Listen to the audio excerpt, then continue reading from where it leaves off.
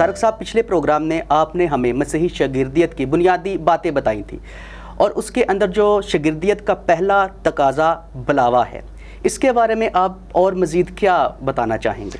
ہاں جی، ہم نے یہ دیکھا کہ یسوع مسیح کے شاگرد ہونے کے لیے پہلا جو قدم یہ ہے کہ اپنے فضل کے باعث خداوند یسوع مسیح دنیا کے تمام انسانوں کو بلاتا ہے کہ وہ اس کے شاگرد بنے. اور اس کے لیے لازمی نہیں ہے کہ آپ بہت دولت مند ہوں، آپ بہت تعلیم یافتہ ہوں، یا آپ بہت شہرت یافتہ ہوں، یا آپ بہت خوبصورت اور حسین و جمیل ہوں. آپ متی کی انجیل کا باب نمبر 4 آیت نمبر 17 سے آیت نمبر 22 تک پڑھیں تو وہاں یسوع المسیح نے جب شمعون پطرس کو، اس کے بھائی اندریاس کو، یعقوب کو اور یوحنا کو بلایا تو اس زمانے کی سماجی روایات اور معیار کے اعتبار سے وہ لوگ کم تر اور حقیر لوگ تھے. مثلاً وہ مچھیرے تھے، مچھلیاں پکڑنے کا کاروبار کرتے تھے، ان سے یقیناً مچھلیوں کی بدبو آتی ہوگی. پھر وہ غالباً ان پڑھ تھے اور بہت زیادہ مالدار بھی نہ تھے، تو بھی خداوند یسوع نے انہیں اپنا شاگرد ہونے کے لیے بلاوا دیا، انہیں یہ اعزاز بخشا کہ خداوندوں کے خداوند، نبیوں کے سردار اور نبی اور رسول سے بڑھ کر خدائے مجسم یسوع مسیح نے انہیں اپنی بلاہٹ کا اعزاز بخشا ہے. اور انہوں نے اس بلاوے کے جو ہے رسپانس میں یس کہا. لیکن بلاوے کے تعلق سے عاشر صاحب جو دلچسپ بات یہ ہے کہ خدا شروع ہی سے انسان کو بلا رہا ہے کہ انسان خدا کے پیچھے چلے، انسان خدا کی پیروی کرے. مثال کے طور پر پیدائش کی کتاب کے باب نمبر 3 میں جب آدم گناہ میں گرا، اس کی بیوی گناہ میں گری، دونوں نے خطا کی، تو لکھا ہے کہ ان کے گناہ میں زوال کے بعد خدا نے آدم کو باغ عدن میں پکارا اور پوچھا، اے آدم تو کہاں ہے؟ پھر جب دنیا حضرت نوح کے زمانے میں گناہ کی گہری تاریکی میں گر گئی، تب بھی خدا نے نوح کو بلایا کہ وہ دنیا میں اس بات کی منادی کرے کہ لوگ اپنے گناہوں سے توبہ کر کے بچ جائیں. پھر سیلاب کے بعد کی دنیا کو امید اور برکت دینے کے لیے خدا نے پیدائش کی کتاب کے باب نمبر 12 میں ابراہم کو بلایا. اس کا نام ابرام تھا، اس سے اس کا نام ابراہم کیا، اور اس سے یہ وعدہ کیا، پہلے اس سے یہ تقاضا کیا کہ ابراہم خدا کے پیچھے چلے ایمان رکھ کر. صحیح. اور پھر اس سے یہ وعدہ کیا کہ اگر تو ایمان سے میرے پیچھے چلے گا تو تیرے وسیلے سے دنیا کے تمام گھرانے نجات پائیں گے. جب ابراہم کی نسل قوم اسرائیل غلامی میں چلی گئی تو خدا نے موسیٰ کو بلایا کہ وہ قوم اسرائیل کو مصر کی غلامی سے اور فرعون کے شکنجے سے رہائی دینے میں رہنمائی عطا کرے. اور مصر کی غلامی سے رہائی کی جو بلاہٹ تھی وہ صرف حضرت موسیٰ کی شخصی بلاہٹ نہیں تھی، بلکہ وہ قوم اسرائیل کی اجتماعی بلاہٹ بھی تھی.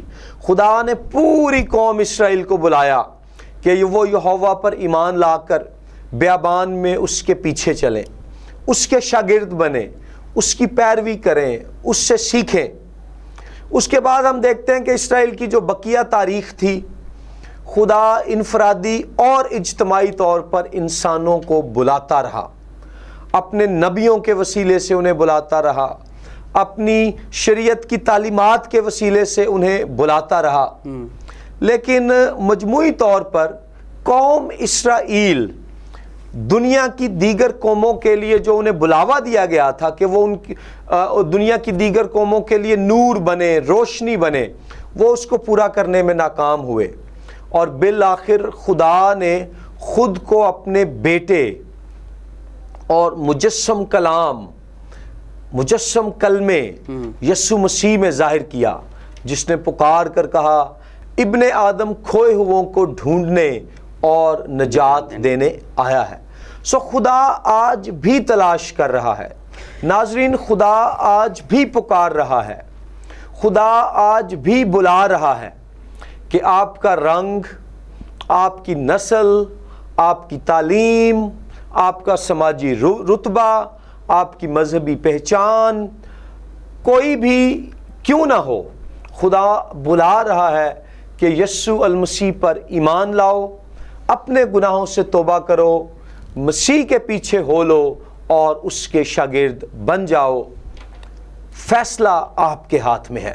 اچھا طارق صاحب، جب خدا خود بلائے کسی شخص کو یا کسی انسان کو تو وہی خدا کا شاگرد بن سکتا ہے یا وہ اپنی مرضی سے بھی ایسا کر سکتا ہے؟ کیونکہ آپ نے موسیٰ کا نام لیا، ابراہیم کا نام لیا، تو اس کے اندر بڑا واضح پیغام یہ جاتا ہے خداوند نے ان کو کال کی، انہوں نے خدا کی آواز کو پہچانا اور انہوں نے خدا کی بات کو قبول کیا تو وہ خدا کے شاگرد بنے۔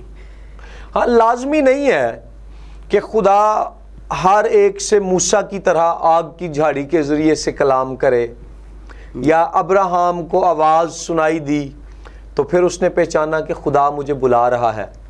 جب میں نے ذکر کیا تھا کہ موسیٰ کو تو خدا نے انفرادی طور پر بلایا، لیکن موسیٰ کے ذریعے اس نے تمام بنی اسرائیل کو بلایا کہ وہ موسیٰ کے پیچھے چلیں۔ سو آج خدا مختلف طریقوں سے لوگوں کو بلاتا ہے، وہ بائبل مقدس میں دی گئی تعلیمات کے ذریعے سے بلاتا ہے۔ اگر کوئی بائبل پڑھے تو خدا اس سے کلام کر رہا ہے، وہ کلیسیا میں یا کسی بشارتی پروگرام میں یا کسی مثلا جیزس فلم ہے، اس کے ذریعے بھی خدا لوگوں کو بلا رہا ہے۔ سو خدا کے جو چینلز آف کالنگ ہیں وہ بہت سے ہیں۔ بعض اوقات ہمارے حالات کے ذریعے سے خدا ہم سے کلام کر رہا ہوتا ہے کہ مجھ سے سیکھو اور میرے پیچھے چلو۔ پھر خدا جو ہے روح القدس کی آواز کے ذریعے سے بھی بلاتا ہے، یسوع مسیح کی آواز کے ذریعے سے۔ تو مختلف طریقے ہیں جن سے خدا انسان کو بلاتا ہے۔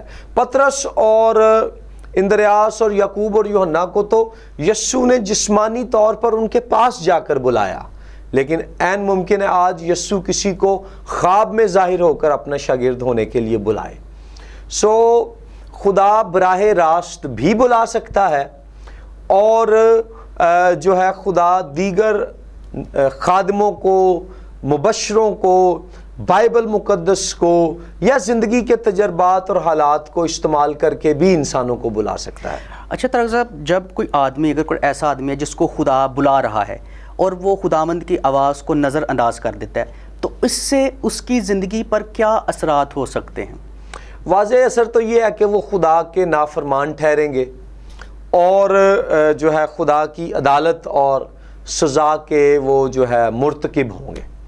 کیونکہ یاد رکھیں، جو شاگردیت کا جو بنیادی تقاضا ہے وہ ہے یسوع مسیح کی طرف سے جب یہ بلاوا ملتا ہے اور وہ دنیا کے تمام انسانوں کو بلا رہا ہے کہ وہ اس کے شاگرد بنے، اس میں ایک بڑی بنیادی بات یہ ہے اپنی خودی سے انکار کرنا۔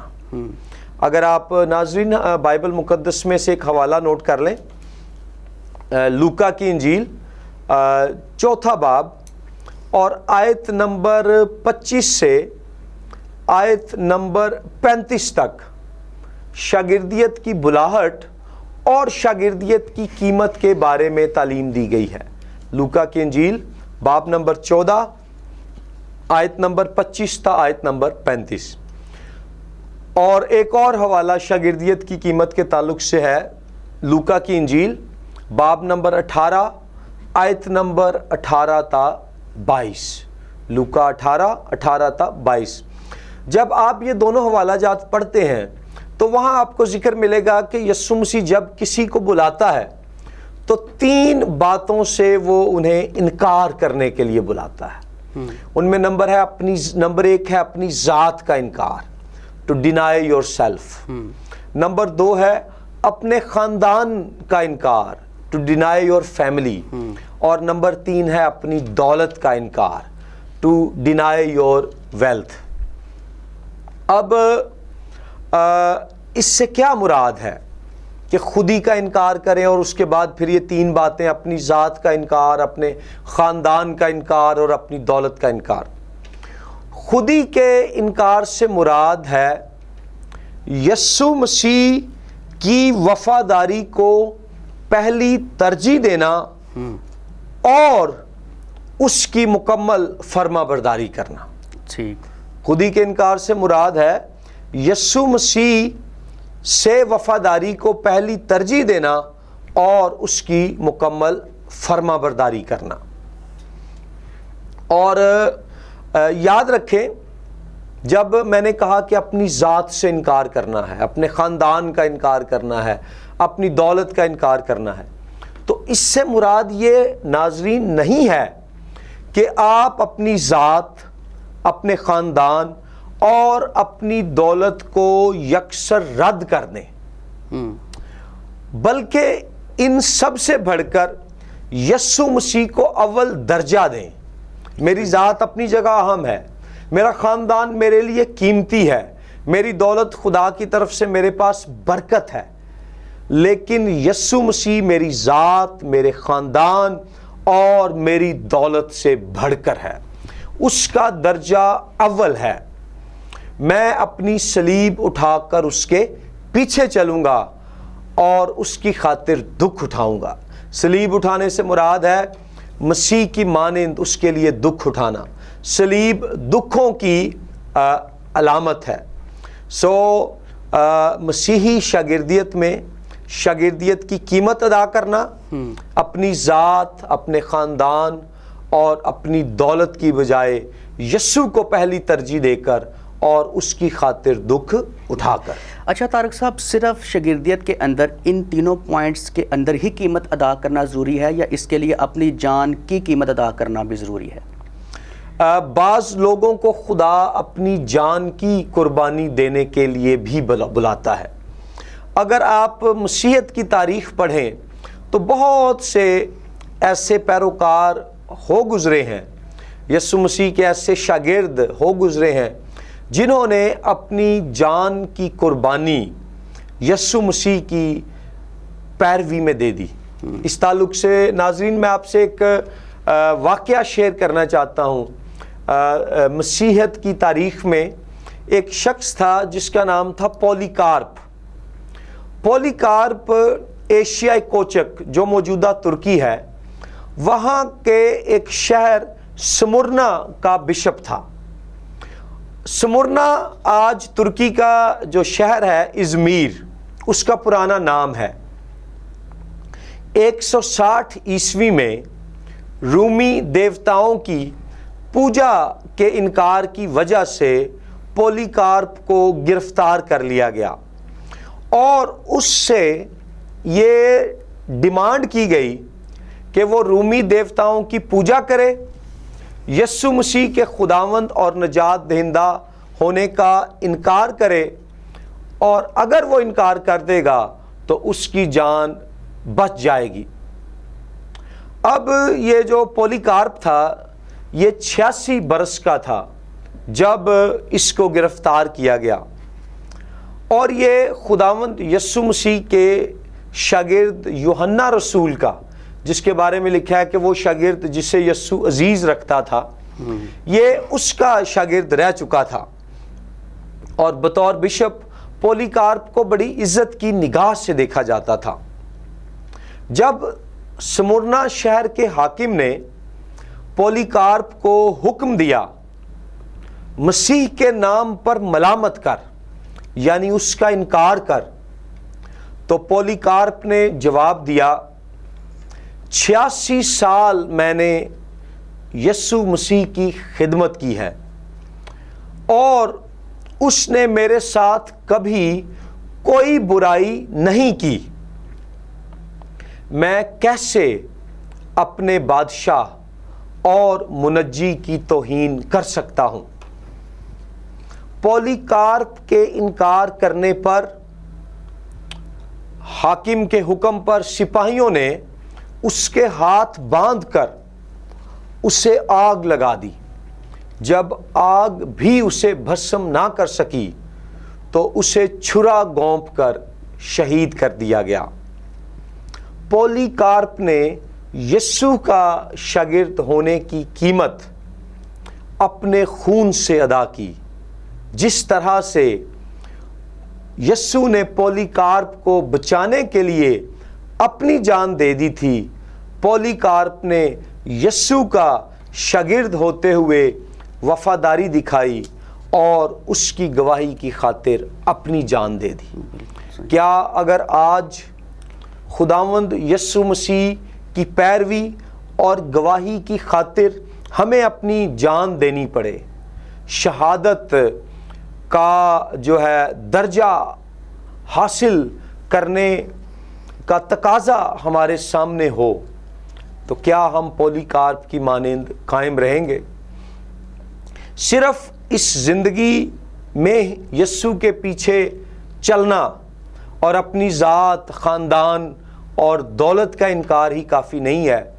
بعض حالات میں یسوع ہمیں اپنی جان کی قربانی دینے کے لیے بھی بلاتا ہے, اور ایسے میں ہم یہ حقیقت یاد رکھیں کہ شہیدوں کا خون کلیسیا کا بیج ہے. جہاں کہیں لوگوں نے یسوع کا شاگرد ہوتے ہوئے شہادت کا درجہ حاصل کیا, وہاں پر ان شاگردوں کا خون رنگ لایا اور یسوع مسیح کی کلیسیا نے بڑی ترقی کی. طاہر صاحب آپ نے بالکل ٹھیک کہا, کیونکہ جب اسطفنس کو سنسار کیا جا رہا تھا تو ہمیں وہاں پہ بیان ملتا ہے کہ خداوند یسوع مسیح جو ہے اس کے استقبال کے لیے جو ہیں وہ کھڑے ہو جاتے ہیں, اور پھر مکاشفہ کتاب کے اندر لکھا ہوا ہے کہ اگر تو جان دیر تک وفادار رہے تو میں تجھے زندگی کا تاج پہناؤں گا.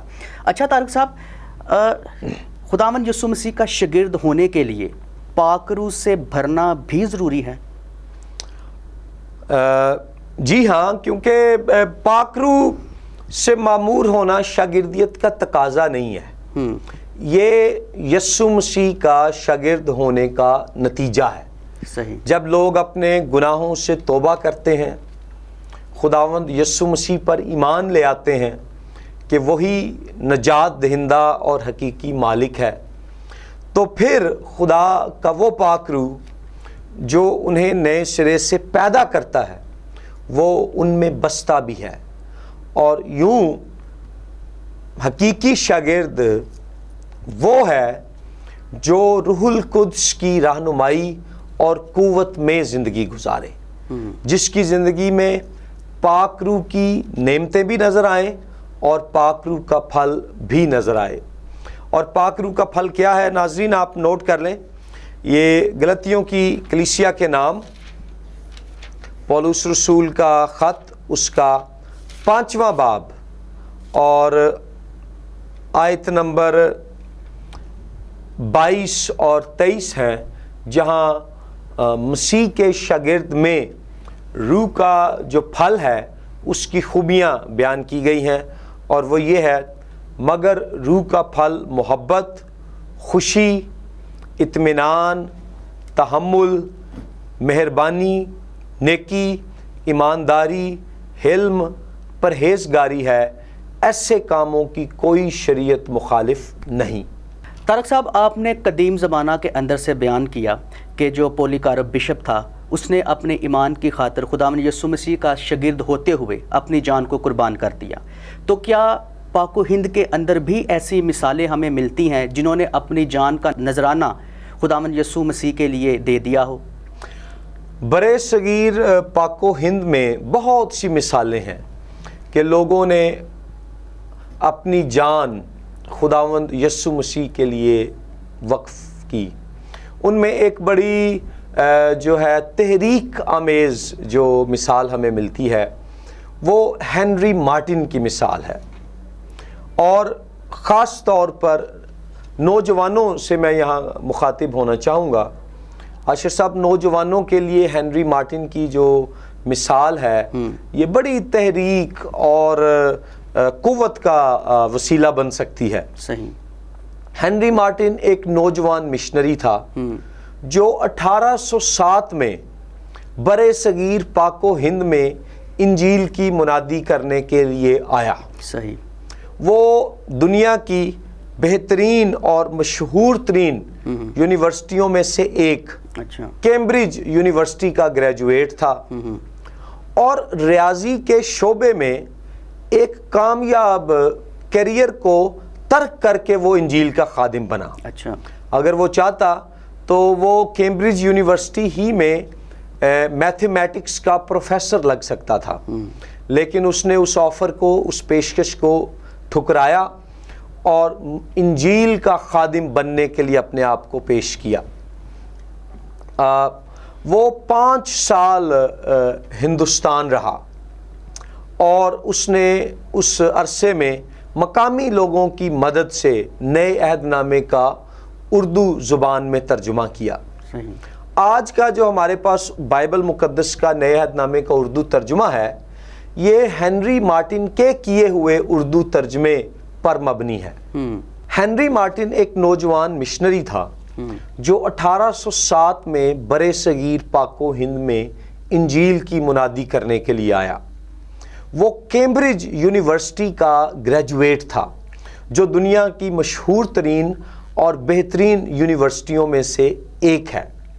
ہنری مارٹن نے ریاضی یعنی میتھمیٹکس کے شعبے میں ایک کامیاب کریئر کو ترک کیا تھا. اس نے اپنی ڈگری کے دوران میتھمیٹکس میں بہترین اسٹوڈنٹ ہونے کا اعزاز حاصل کیا.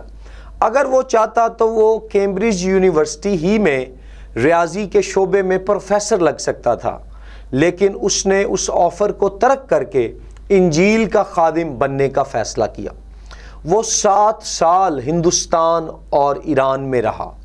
اس نے اردو, عربی اور فارسی سیکھی. مقامی افراد کی مدد سے اس نے نئے عہد نامے کا اردو ترجمہ کیا.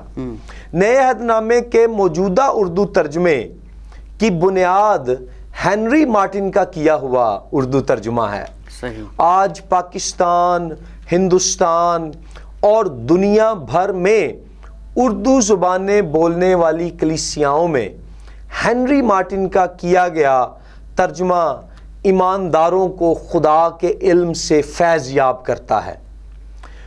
1812 میں 5 سال ہندوستان میں رہنے کے بعد وہ چھٹیوں کے لیے انگلستان واپس جا رہا تھا تو شدید گرمی تھی, جس کی وجہ سے اس کی صحت خراب ہو گئی. پھر وہ ٹی بی کی بیماری میں بھی مبتلا تھا, اور شدید گرمی اور ٹی بی کی وجہ سے یہ نوجوان مشنری انگلستان جاتے ہوئے راستے ہی میں جاں بحق ہو گیا اور اسے ترکی میں دفن کر دیا گیا. یہاں ہمارے لیے جو تحریک کی بات ہے وہ یہ ہے کہ ہنری مارٹن نے صرف 5 سالوں میں 1807 سے 1812 اردو زبان سیکھی اور مقامی لوگوں کی مدد سے نئے عہد نامے کا اردو ترجمہ کیا. پھر عربی اور فارسی زبانیں بھی سیکھیں, اور ان زبانوں میں عربی اور فارسی میں اس نے جو ہے تراجم کو اپ ڈیٹ کیا. اس نوجوان نے 5 سالوں میں وہ کچھ کر دکھایا جو کئی مشنریوں یا خادموں کو 25 سال میں بھی کرنے میں نصیب نہیں ہوتا. اور اس نے یسوع مسیح کی شاگردیت میں اس کی پیروی کی خاطر زندگی کی آسائشوں کا انکار کیا, مسیح کا شاگرد ہونے کی قیمت اپنی جان دے کر ادا کی. اس لیے اس کی جو جان نثاری ہے وہ آج کلیسیہ پاکستان اور دنیا بھر کے مسیحیوں کے لیے, اور عاشر صاحب بالخصوص نوجوانوں کے لیے, ایک تحریک آمیز چیلنج ہے. آج جو نوجوان مسیحی بیٹے بیٹیاں یہ پروگرام دیکھ رہے ہیں, میں آپ کے سامنے چیلنج رکھنا چاہتا ہوں. کیا آپ ہنری مارٹن جیسے مسیحی جان نثار شاگرد بننے کے لیے تیار ہیں, جس نے اعلیٰ تعلیم ہونے کے باوجود, کامیاب کریئر کے مواقع ہونے کے باوجود, اچھے کریئر کی پیشکش ایک طرف کر کے مسیح کی انجیل کا خادم بننے کا فیصلہ کیا اور اس کی خاطر اپنی جان کی قربانی دینے سے بھی گریز نہ کیا. آج بہت سے نوجوان ہیں, بیٹے بیٹیاں, اچھی تعلیم مل جائے وہ پاکستان چھوڑ کر باہر سیٹل ہونا چاہتے ہیں تاکہ زندگی پر آرام اور پر آسائش بن جائے۔ لیکن ہنری مارٹن ہمارے لیے مسیحی شاگرد ہونے کی ایک ایسی خوبصورت اور چیلنجنگ اگزامپل ہے کہ اس نے اچھی تعلیم، اچھے مواقع ملنے کے باوجود ان کو ترک کر کے برے صغیر پاک و ہند میں خدمت کا فیصلہ کیا۔ کیا آج آپ ہنری مارٹن کی مانند یسوع کا ایک ایسا جانثار خادم یا خادمہ بننے کے لیے تیار ہیں جس کی زندگی میں مسیح سے سیکھنا اور مسیح کی پیروی کرنا دیگر تمام باتوں سے زیادہ اہم اور اول درجہ رکھنے والی حقیقت ہے؟ طارق صاحب، ہنری مارٹن کی زندگی سے ہم یہ بات بھی تو سیکھتے ہیں کہ وہ ایک تو خود خداوند یسوع مسیح کا ایک وفادار شاگرد تھا، اور جب وہ اس خطے میں آتا ہے تو وہ دوسروں کو بھی خداوند یسوع مسیح کا شاگرد بنا رہا ہے۔ ہاں جی، یہ بڑی اہم بات ہے اور اچھا ہوا کہ آپ نے یہ پوائنٹ ریز کر دیا۔ یسوع مسیح کا شاگرد بننے کا ایک تقاضا یہ ہے کہ پھر آپ دوسروں کو یسوع مسیح کا شاگرد بنائیں۔ اس تعلق سے متی رسول کی انجیل باب نمبر 28 اور آیات ہیں 18 تا 19، وہاں پر یسوع المسیح نے واضح حکم دیا۔ میں آپ کو یہ پڑھ کر سنا دیتا ہوں۔ ناظرین، یہ متی رسول کی انجیل باب نمبر 28 آیت نمبر 18 اور 19 ہیں۔ یسوع المسیح فرماتے ہیں کہ پس تم جا کر سب قوموں کو شاگرد بناؤ، اور اپنے شاگردوں کو یسوع مسیح یہ حکم دے رہے ہیں کہ اب تم جا کر سب قوموں کو شاگرد بناؤ۔ قوموں کے لیے یہاں جو لفظ ہے ایتھنوس، اس کا مطلب ہے تمام ایتھنک گروپس سے تعلق رکھنے والے لوگ، دنیا کی تمام قوموں یعنی دنیا کے تمام نسلی گروہوں سے تعلق رکھنے والوں کو شاگرد بناؤ، اور ان کو باپ اور بیٹے اور روح القدس کے نام سے بپتسمہ دو۔ اور پھر آیت نمبر 20 میں ہے، اور ان کو یہ تعلیم دو کہ ان سب باتوں پر عمل کریں۔ دیکھ لیں، شاگرد وہ ہے جو عمل کرتا ہے، جن کا میں نے تم کو حکم دیا، اور دیکھو میں دنیا کے آخر تک ہمیشہ تمہارے ساتھ ہوں۔ تو یہاں پر عاشر صاحب آپ دیکھیں، شاگرد ہونا، مسیح یسوع کا شاگرد ہونا ایک بہت بڑا اعزاز اور بہت بڑی برکت ہے، لیکن خدا یہ چاہتا ہے کہ جس کو مسیح پر ایمان لا کر شاگرد بننے کی برکت ملی ہے، وہ پھر اس برکت کو دوسروں کے ساتھ بھی بانٹے، وہ دوسروں کو بھی یہ خوشخبری سنائے کہ یسوع مسیح اس دنیا میں اس لیے آیا اور اس لیے آ کر صلیب پر اپنی جان دی اور موا اور دفن ہوا اور تیسرے دن جی اٹھا، تاکہ لوگ اس کے شاگرد بن کر جو ہے اس کی پھر خوشخبری کا پیغام دوسروں تک پھیلائیں۔ ارشاد اعظم یہاں اس آیت میں ہم نے پڑھا ہے، حکم اعظم، یسوع کا بڑا حکم کہ جاؤ اور سب قوموں کو شاگرد بناؤ۔ یسوع کے ارشاد اعظم کا یہ تقاضا ہے کہ بھٹکے ہوئے انسان کو مسیح کا شاگرد بننے کی دعوت دی جائے، لیکن مسیح کا شاگرد بننے کی یہ دعوت کون دے گا؟ مسیح کا شاگرد بننے کی یہ دعوت وہ دے گا جو پہلے سے مسیح کا شاگرد یا اس کی شاگردہ ہے۔ اس لیے ناظرین، خدا چاہتا ہے کہ یسوع المسیح کا شاگرد ہونے کا اعزاز اور روحانی خزانہ سب قوموں یعنی سب نسلی گروہوں سے تعلق رکھنے والے افراد کو ملے، چاہے کوئی گورا ہو یا کالا، مسیحی ہو یا مسلمان، پنجابی ہو یا بلوچی، ان پڑھ ہو یا پڑھا لکھا، غریب ہو یا امیر، مرد ہو یا عورت، خدا سب کو مسیح کا شاگرد ہونے کے لیے بلا رہا ہے۔ آپ کے لیے اور میرے لیے یہ چیلنج ہے کہ جب یسوع مسیح نے ہمیں اپنا شاگرد ہونے کے لیے بلا لیا ہے، تو اب ہم دنیا کے لوگوں کو بتائیں کہ یسوع مسیح انہیں بھی اپنا شاگرد اپنی شاگردہ ہونے کے لیے بلا رہا ہے۔ طارق صاحب، آپ کا بہت شکریہ۔ آپ سے ہم نے سیکھا کہ پرانے عہد نامہ میں شاگردیت کا کیا تصور ہے، پھر یونانی تہذیب کے اندر شاگردیت کا کیا مطلب تھا، پھر ہم نے سیکھا کہ نئے عہد نامے میں خداوند یسوع مسیح اپنے شاگردوں سے کیا تقاضا کرتا ہے۔ یہ تمام باتیں بہت سے صحت مندانہ تھیں ایک مسیحی شاگرد ہونے کے لیے، تاکہ ہم صحیح طور پر خداوند یسوع مسیح کی تعلیمات کو جان سکیں اور پہچان سکیں۔ آپ کا بہت بہت شکریہ۔